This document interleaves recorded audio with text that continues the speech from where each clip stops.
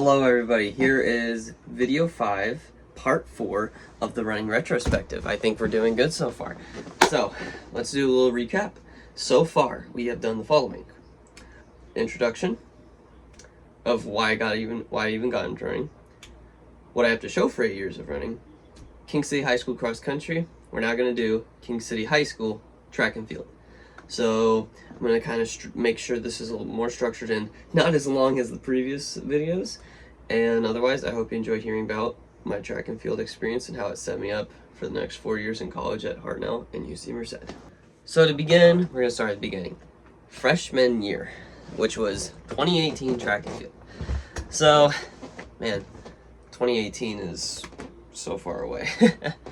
Alright, so 2018 track and field will probably be the best track and field season of my entire career. Okay, so to begin, let's start off with what my times were that season.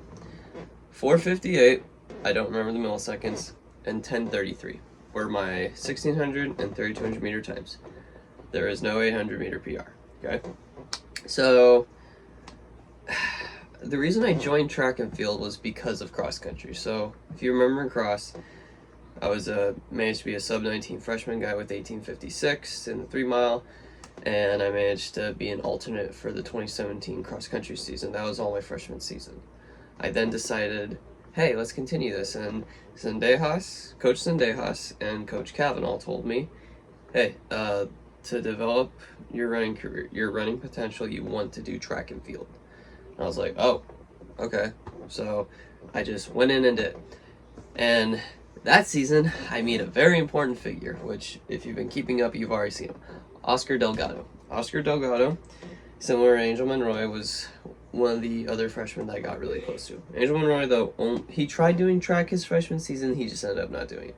But Oscar Delgado did, and he and I ended up forming a really special bond. And the other runner whose first season running was 2018 track and field was also Mario Avila. So my friendship with those two really began in that season. I technically had already met Mario through my classes. I had him in AgMech and PE that year, but I didn't really start to get close with him until track and field, and then subsequent cross country and track and field seasons later. But 2018 freshman year really developed my rivalry with Oscar Delgado, and I went 4:58 and 10:33, and he went 10:34 and 4:59. He and I were just stellar freshmen. We both went for it. We were always going at it. One of my favorite memories actually from 2018 track and field was actually the freshman focus meet. Hilariously, I actually met another friend there who I become really good friends with down the line. Anyways, in 2018 track and field at, I believe it was either Salinas or Watsonville, they made a meet called Freshman Focus, and the rule is this: only freshmen can compete this meet, and it's kind of like to gauge where they're at and also just give them a chance to run. I remember I ran the 1600 meters, and I managed to take 3rd place. I was second to Mario Avila, and the guy who won it was Jose Velasquez, photo right here. And fun fact about that, he actually becomes my future teammate at Hartnell, so the history. Anyways,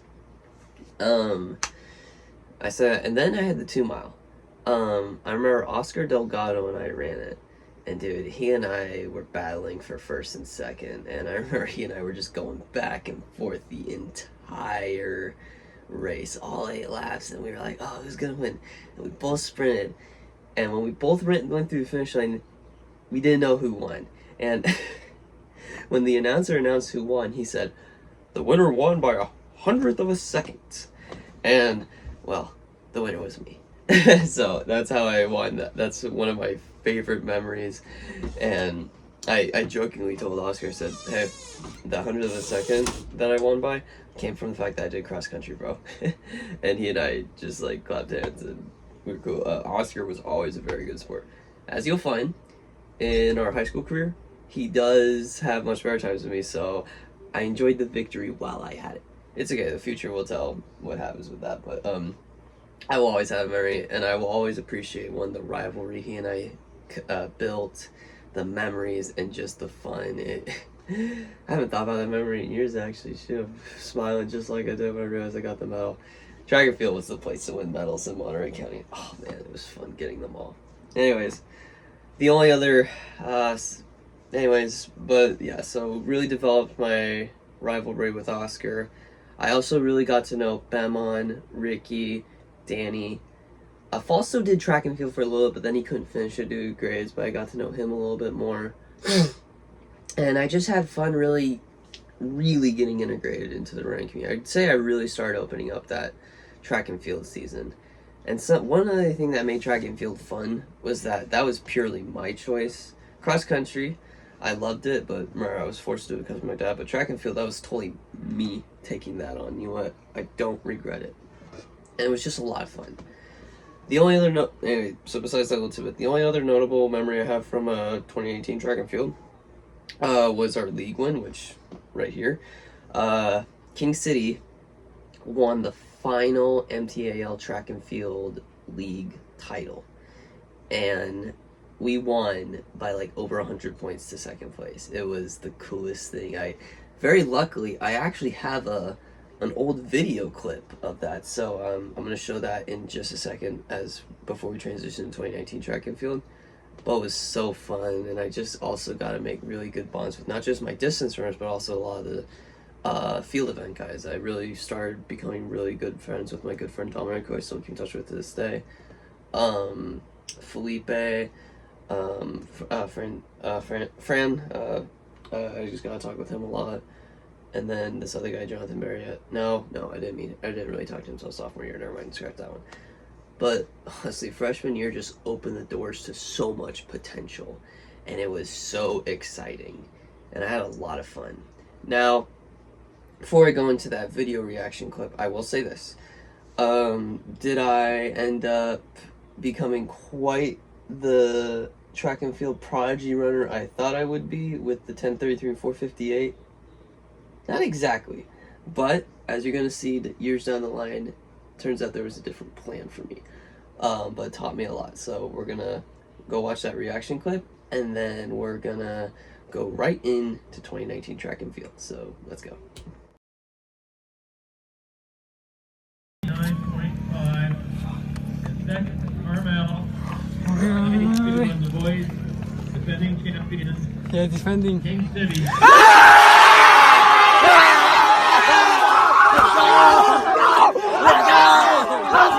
Let's go! Let's go! Dominic, we did it! Yes! Ricky, we did it! Right. Alright, so 2019 track and field. That ended up being, I won't lie to you guys, that ended up being a rough season. Okay? I will state what my times were at the forefront. I only PR'd by 4 seconds. I went from 4:58 down to 4:54. I did not PR on 3,200 meters. I went from 10:33 the previous season up to like 10:42. It was really depressing for me. Now, let me state why that happened. Okay, it didn't happen because like I stopped trying. I had very unfortunate circumstances, and well, I'm not the best at taking care of myself, it turns out. So 2019, we had a good cross season. Do I think it could have been a little faster my sophomore season? Yes, but I would still say it was a good cross season. I brought down my 3 mile. I had faster average overall times, and even though some things could have been a little better, it was still a great season overall. However, I then couldn't really build that in track. Here's what happened in track.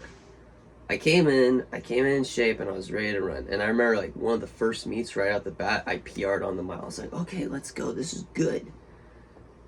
And then 2 mile, I remember I paced it with like Ricky and them, and we went like 10:50, like no problem. It was like a dual meet, so like we were just training like a workout. It was really chill. It was in the rain. We had fun. I then got sick. Okay, and unfortunately 2019, which I don't know how obvious it is right now with my congestion, I have really bad allergies. 2019 was the season I discovered I had bad allergies. They just sort of developed. It was really unfortunate. But I remember I had to take 3 days off practice and also 3 days out of school because I just got really, really sick. And I'll never forget this. I was bedridden for 3 days.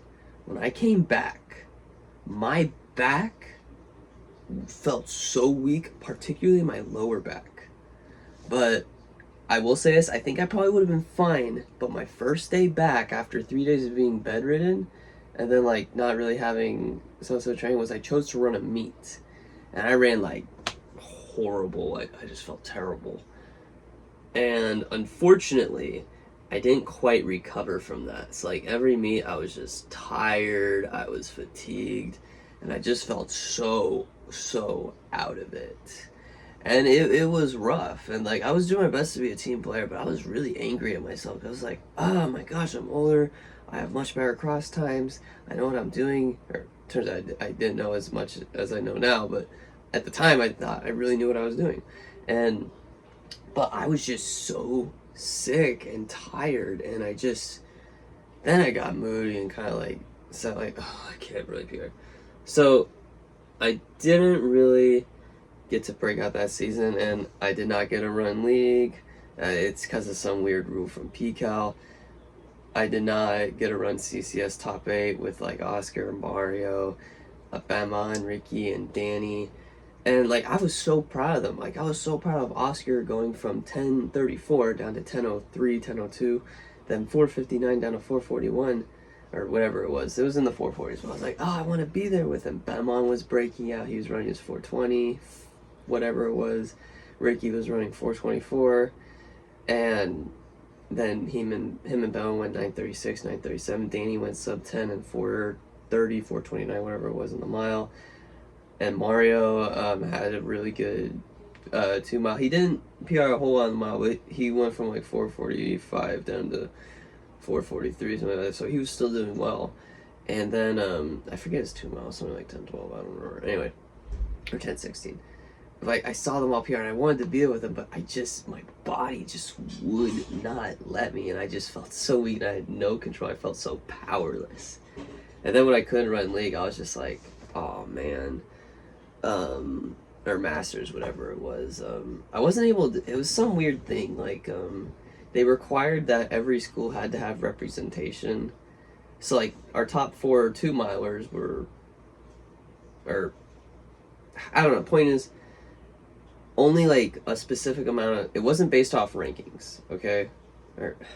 Okay, I'm explaining this so poorly. I should have rehearsed this in my head, or I should have rehearsed this before recording this.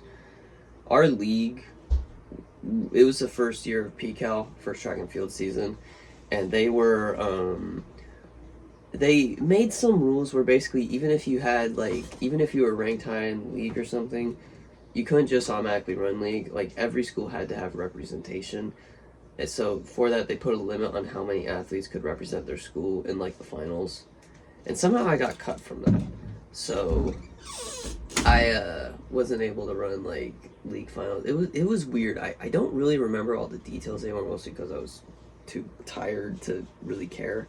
Kavanaugh tried getting me in with the 2 mile though, because even though I slowed down from the 1033, I was still like top par for Froshoff in our league. He tried getting myself and Anthony in because he felt like people that were running like 11s and 1130s should not get in over me and him, but he wasn't successful. It was a whole thing. I really don't remember it anymore, if I'm being honest. So that was my botched way of explaining. Anyways, but the KC won league for PCAL, and it was either Mission or Gavin, I don't remember. And I remember I was so proud of my teammates and was congratulating them. I just was like, I really want to be there with them. Unfortunately, as we later discovered, it just wasn't my time yet, but I did not PR on the 2 mile, and then I had a baby PR on the mile. And then I saw like all my friends, and there was part of me that was envious. Like I wanted that to be me also, but I was also just like, man, I want to be with them.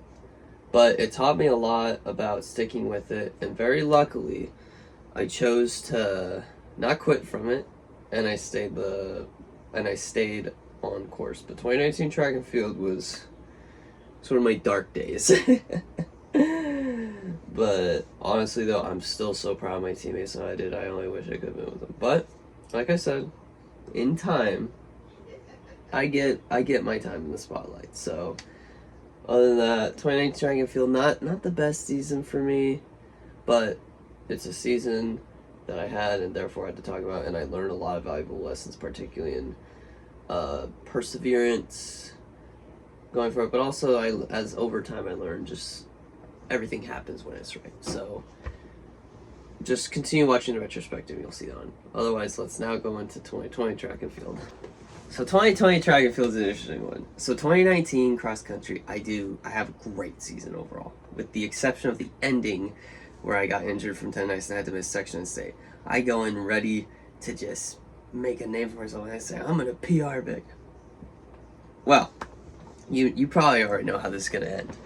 We have 3 meets in the entire season. First meet I had to miss because it was a simple time trial meet. I ended up going to this camping trip that I did for youth group called Lake.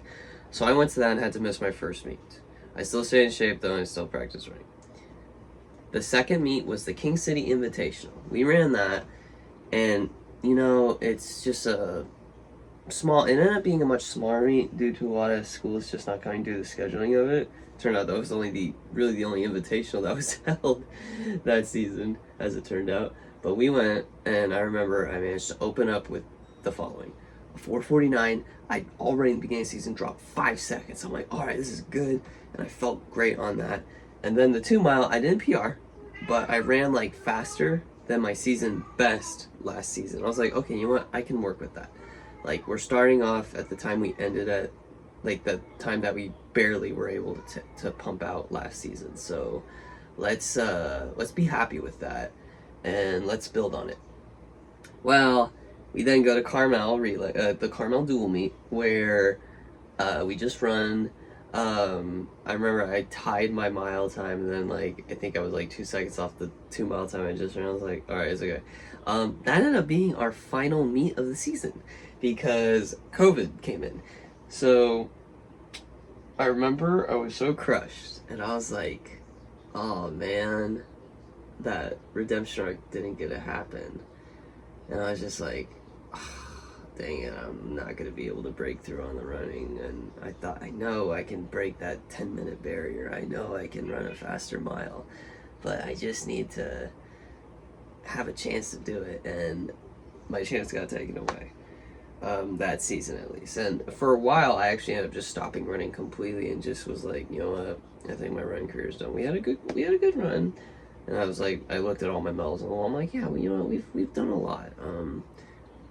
I wish there was more, but I got all these awards, I got these times, I made these memories. That's more than a lot, so let's be thankful for that and just accept that's come to an end. If only I knew then what I knew now. But 2020 for a minute there, I thought my running career was done, and I was gonna have to end off on never breaking that 10-minute barrier. That was always a dream in high school, just break 10 minutes. Unfortunately, did not happen. But it's okay. Like I said, time shows it was fine. Other than that, not much to really talk about 2020, but I will say this. If you want to see more of it, there's a link in the video. There's a link to the video in the description. But my dad actually took the time to film this 4x4 I'm about to talk about. Fun fact, this actually ends up being the fastest 4x4 I have ever competed in. I never ran on a 4x4 team in college. I always ran like a B or C team, so like the splits weren't as fast. But this is actually the fastest 4x4 relay team I've ever ran with, time-wise. I'll never forget this. So, fun fact, my coach in high school used to always say I didn't really have much speed. And through a series of circumstances, he was forced to put me in the 4x4. It was Mario, Bemon, Ricky, and myself. The guy that was supposed to run in my place was Dominic Conrico, but he was already doing 4 events for fields and such. And then when Calvin looked at his group, Oscar Delgado at this point was actually not doing track. He stopped it. We didn't have Mario Calderon, and I believe the only other guys were like me and Anthony. So I got chosen as the next guy because of my mile time, which at the time was, which was 4:49 at that moment in time. No, sorry. No, I got 4:49 at that meet. So at the time it was actually 4:54, but it was faster than Anthony's. So they said, "All right, Josh, you're on the 4x4." So I remember I went and ran. So it's me, or sorry, it's our relay team. It's Pacific Grove, and it turned out there was another school there. I think it was Greenfield. We had no idea they were running though. Remember PG? We're like, "Hey PG, good luck. Let's go out and run, dude." First guy is Mario. He grabs that baton. He holds that baton, and then the gun shoots off, and they go, dude. Him and the PG guy are neck and neck, and they're not giving it up. And then Mario then hands it to me. Okay, like, and keep in mind they both come in right at the same time. And I remember when I got that baton, I was like, I do not want to be the guy that we're the reason we lose this. So I stick, and the guy's name was Kai on the Pacific Grove team. The guy I was running against. I ran for dear freaking life. And I was just like, and I was like, I'm gonna die, but I don't care. I'm gonna make sure my team does it. And I get to the finish. I think like the guy like only had like a 1 second lead on me. Okay, like I hand it off to Ricky, and then Ricky takes it. He runs. I was kind of passed out trying to recover, and I think I got like a 58 or 59 second 400 meter split. And America was like, "Whoa, Josh, that was incredible." Well, yeah. And then we were, and then Ricky then passed it to Belmont. And keep in mind, it's all neck and neck. Belmont, it's neck and neck, and like, dude, the whole crowd's getting excited, like, "Oh my gosh, who's gonna win?" And then the last 100 meters, they're like this. Belmont just like manages to race to the front to lead, and I was like, "Yeah, King City!" And it was the totally coolest thing. And a funny tidbit. Belmont's mom was talking with the Pacific Grove coach, like they were just talking, exchanging pleasantries, and she was like, "Come on, King City, go!" I remember she said, "Hey, PG, I'm sorry, that's my son." He's like, "It's okay, we like King City," but we managed to win. We won by like 3 seconds or so. It was the coolest thing ever. Oh my gosh, that 4x4 was literally, actually, this photo is, I would call it the 4x4, the race that defined a track and field season, mostly because it was the only race that season. I remember that season, I would have been the permanent fourth man or second man leg on that 4x4 team for the entire season of that distance squad, because we always had a distance squad and a sprint squad for like races. But well, COVID took it away. But other than that, that's all I have to say about 2022 or 2020 track and field. So that one little race didn't get the chance, but then that's what we got. So overall, a good little bit, but then leads to something much bigger. So let's now go into 2021. So now we're in 2021. 2021 was weird. So at this point in time, after 2020, I'd given up that my running career was just done, okay? Well, funny thing called fate. I then talked with Zepeda, the Hartnell coach that I ended up running under in fall of 2021 to spring of 2023. And once I talked to him, I said, "Okay, I'm going to be running again. When do I get started?" I didn't do any running in fall of 2020, like, at all. I think I did, like, 1 or 2 runs here and there. It's then spring of 2021, and I hear we're going to have a track and field season. I was like, oh my gosh, we're going to have one. So I remember, I just start running. I'm totally out of shape, okay? But we go out, run, and it's really only Mario and myself. Anthony was there. And then we had a bunch of new recruits. Like, most of the old guard's gone, because Bama and Ricky, they've graduated by this point, as well as Danny. And Oscar, he just decided he was done with running. He didn't want to keep with it. So it's just really Mario and I, that old guy. And we're like, okay, we're gonna do this. Some hecticness happened. Kavanaugh ended up not coaching track and field that final season. Basically, let's just say disagreements on how to handle the COVID thing. Everyone was confused on it. So we also ended up getting a new coach, Zamudio, who actually coaches there now. Mario and I were his first athletes, along with like Israel, Lemos, Nero, and them. And we're like, we had a bunch of young bucks. It was totally new. It was COVID. Nobody knew what we were doing. We were just like, oh man, we got to figure this out. I remember Coach Daines, the head coach of track and field. He really helped us out. He initially took over for Cal, and then Zamudio joined in and helped him out. But he said, "Riley, Mario, you two are team captains. You guys know what to do. Work with them all." And we were like, okay. So we work together, and we really did our best to help lead. we're totally out of shape. And then we have our first meet, KC versus Soledad in Greenfield. And like, we run, and we actually get to talk with Carlos Espinosa from Soledad, who ends up being our future teammate at Hartnell. So it was really good talking to him. But we were just like, oh man, well, how are we gonna do this? But Mario and I just go out and run. Then the craziest thing then happened. Mario and I go out and run, and I actually end up keeping up with him on the mile. Keep in mind, at this point in time, he was like 4:43, 4:42, and I was 4:49. We then race the mile at that first meet in March of 2021. We're barely in shape. We've only ran for like a few weeks. We did the FFA 5K to try and get started, but we don't really know what we're doing. We run. Here's a photo of it, us with Carlos, our future teammate. I then managed to PR by 3 seconds to go from 4:49 to 4:46, and I finished right behind Mario. I was like, oh shoot, I'm right behind Mario. I was like, didn't expect that. I never thought I'd be toe-to-toe with him, okay? We then later run the 2 mile, which, okay, on my athletic.net it says I ran like a 9:28. That's not true, guys. I never ran 9:28. The scorer messed up the counting of the laps, and at lap 7, he thought it was the last lap and told Dane to shoot off the gun. And I remember I was like, wait, this is lap 7, but I decided not to try and correct it mid-run. So I ran and finished. So that 9:28 is for 7 laps, so I probably would have ran more like a 10:50, but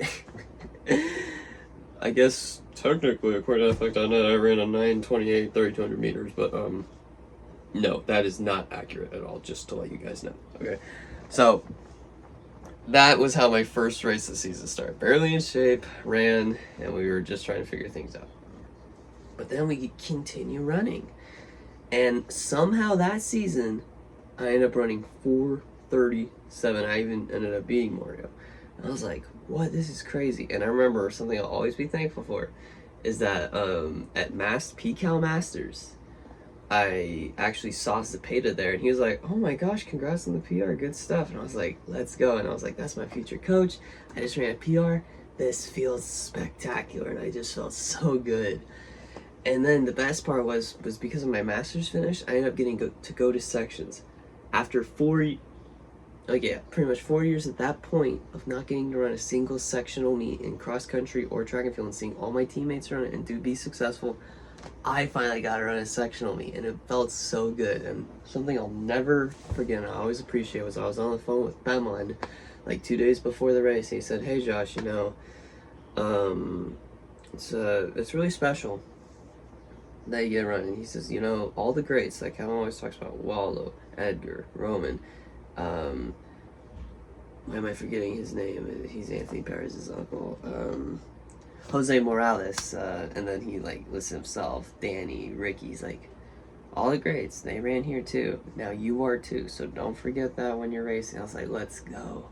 And it felt so good. Now, did that sectional race go good? No, it ended up being pure tactical, and they took out the first lap at 75 seconds, so I ended up only running a 4:42, unfortunately. So not my best day, but it is what it is. But I ended off the season still with a PR in the mile. And as for the 2 mile, fun fact, guys, my 10:33 is from my freshman year of high school. The fastest I ended up going that season was 10:38, which was the fastest I'd gone in the 2 mile in like 3 seasons by that point. But I kind of ended up giving up the 2 mile because I decided to just focus purely on the mile because I just had no aerobic capacity. I was somehow stronger, probably just because I was older and in season by that point. But I just said, you know what, guys, I told Zamudio at sections like, hey, you know, I had a good day on the mile, let's just scratch 2 mile. I think if I had done it, I probably would have PR'd for my 10:33 in like 10:20s. But I just wasn't willing to like figure that out because I was just like 2 tacks from the mile. I did run it though, and like I said, the fastest I ran was 10:38. And I'll never forget one funny thing at this Hollister meet that season we had. I remember I tripled that day. I went mile, 2 mile, and then 4x4, which I actually have a photo of right here. But I remember, actually no, I did not have a 4x4 photo from that day. I'm sorry. That was a lie. I have a 4x4 photo from the KC race that we had that season, but no, I did not have a 4x4 photo from that day. But anyways, at the 2 mile, I remember I somehow managed to gap everyone. and it felt exciting. And I remember when I was running, this guy from the head coach of Hollister said, let's give this KC guy a cheer. Come on, guys, he's putting in the work. Now, did I run anything spectacular? No, that's when I ran 10:38. I went 4:42, 10:30, and then we ran whatever we did for the 4x4. But second place was like 11:10. So like he was like, this guy's going for it. He's taking the win. Like, you know, he treated me like an Olympian when I was in no way running like one, but it felt good. I haven't thought about a lot of these memories in years, but it was fun. So 2021, I may not have, as it turned out throughout high school, I didn't get the sub 10-minute dream, but I managed to get the mile dream, and I managed to just get a PR that I thought was impossible there for a minute, and I thankfully got the chance to get it despite COVID. And I'm like, okay, let's do it. And then I was going to Hartnell with that new promise. I was just so excited. And I gave Zepeda a good hope. He's like, okay, you know, let's see what this kid can do. And I finally ran a sectional meet. Even though I didn't do that good, I finally ran a sectional meet. So overall, 2021, even though it could have been more, ended up being a great season. So that's how I closed out track and field. A 4:37 guy, despite all odds, is how we can call it. So yeah, that's track and field for all 4 years, and now I'm just going to close out with the last little bit, and then we'll wrap up the video. Overall, what can we say about the season? My season could be described as, he's a guy that had terrible progression on the 2 mile. He never ran the 800. Should have been fast on the mile with that 450 as freshman. Yeah, maybe that's all true. Who cares? Here's how I view it. Despite all odds, mental and physical, I managed to go sub 440. I managed to PR, regardless. I managed to stick in there and build up a thick skin to failure and things not going my way. And then also I managed to still be a contributor when I needed to be, particularly in COVID. I was able to be a leader. But then also, when push came to shove, I was still there for when the team needed me. So track and field ended up being, overall, I'd say still a great time, even if it was a little rough with some things. So overall, I'm very thankful for it. And like I said, the lessons I learned from track and field, particularly 2019, really prepared me for what was about. And one other thing, every unfortunate setback and such, I had a huge redemption arc later. So you're gonna hear all about that in the next videos. But it was just so much fun. I made so many friends: Dominic, Gabby, Jonathan Berrios, Isaiah Costa, and the track. And then I really started to get close to the distance guys that I really formed great bonds with in cross later on. So and that's how I met Oscar, like I said, Mario. Track and field was a really special time, even if one season of it was rough, one season got cut short, and one that could have been more but still had some, it was still an epic time. So overall, I'm thankful for track and field in the long run. Maybe I wasn't at the time, but I had a lot of fun. So I guess I want to close off the video by just giving a shout out to my old coaches, similar to the cross one: Kavanaugh, Sendejas, Mitch, Valdez, Danes. A special shout out to Danes. You know, I remember we were doing a workout and we were going to do some 400s. I remember Mario was put 70 and he said, Riley, you're running with Mario. Mario was like, wait, but Riley has a slower mile time than me. He went, and he said, that guy is going to be can and will be a sub 440 miler. I'm just saying, Danes, huge shout out for believing me, because that ended up happening at season, so big shout out for that. And Danes, he's just a legend. Danes is a legend, guys. As of 2019, I'm not even counting that 2021 and subsequent seasons, he coached for 42 years. For sure, at least 2 seasons a year. But then, sometimes a basketball or soccer in there. Danes is a local Monterey County legend, and he's also my driving instructor, as you'll see in this photo right here. Really depicts the COVID times. Anyways, but big shout out to Danes for really making sure we had a track season in 2020. And then Zamudio, love what, I'm excited to see what you do with the program moving forward, but while I'll probably never be as close to Israel Limosner and a lot of those other athletes, you helped give Mario and I a senior season, so thank you for that, and just excited to see what you do with KC and glad I got to know you, so big shout out there. And then I'll also give a shout out to Petrovic and Rocha. You guys were always cool to talk with and always cheered me on in King City and college, so want to say thanks for that. So other than that's high school track and field, and that concludes the King City saga of my running. So quite a fun 4 years. We're now gonna hop into Hartnell, which you're gonna find was quite a time, the start of some big breakthroughs that were then carried through in Merced. So with that, thank you everyone for your time. I hope you enjoy this, and otherwise, till next video.